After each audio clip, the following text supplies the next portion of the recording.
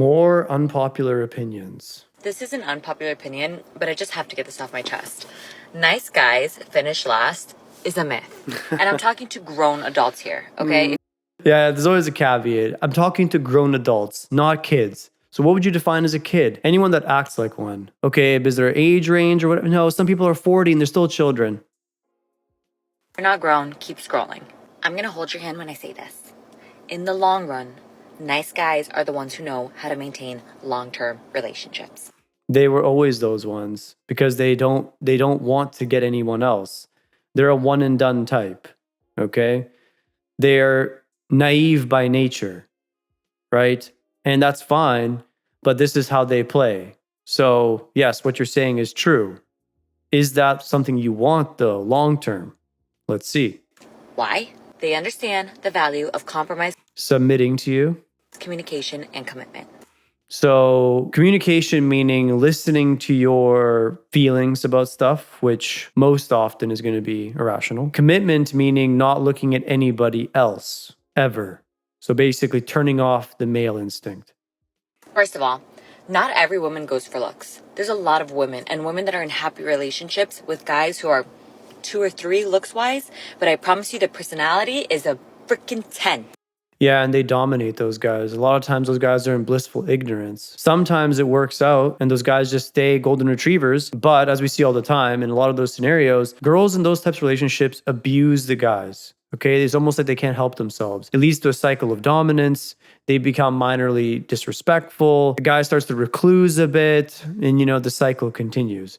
So it's not the most ideal scenario. And these guys treat these girls like they're queens, okay? They may be a 2 looks-wise, 2, 3 looks-wise, but their personality is a 10 because they understand that empathy, trust, and kindness are the foundation of their relationship. No, most of the time it's because they know deep down that they can't do better, or at least that's what they believe, right? They believe that this is the only person they can ever get of that quality, right? They've idealized this person. So a lot of times these guys get into a relationship with these women, and because they idealize them, it's very hard for them to justify standing their ground, right? So even when they try to put up a boundary, it's always in such a soft way. In these scenarios, the girl runs the relationship, and now your whole relationship is hinging on an emotional individual. If that individual is not super emotional, doesn't love chaos all the time, maybe you'll sneak by. But if they're a high chaos individual and push boundaries, you're screwed long term. And I just don't think that's a good way to run your life. So I would never recommend this path. And again, this is why I said I'm talking to grown adults. Because if you are a man and you are currently dating a woman who isn't emotionally healed, who has some emotional unavailability, she is not going to pick you. You will not finish last. Nice guys finish. It's always if this, if that, if this, if that, right? With these types of women, right? They talk about a very minority situation, right? They talk about something that does exist, but it's not recommended or the ideal case. Far from it, actually, right? And they try to pretend that this is the way to do it. Just because this works out sometimes doesn't mean it's the ideal way to do it. People cope all the time. Okay, coping is not a good long-term strategy just because it works sometimes. Okay, sometimes it works out. People in the past used to cope 50 years through a relationship.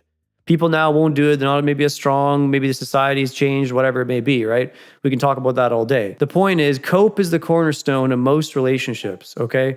And this particular arrangement or configuration, loadout, whatever you want to call it, is most definitely a cope situation.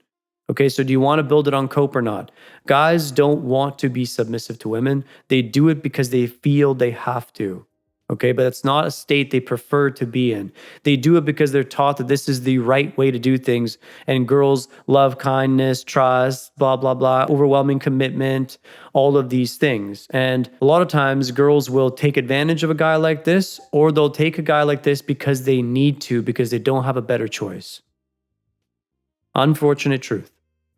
Let's move on. Strong because they build a relationship on trust and respect. They don't play games. They don't manipulate. They are straightforward and genuine. And let me tell you something. A grown woman who has done the work to heal understands and knows the value of kindness. How much you want to bet she's talking about herself?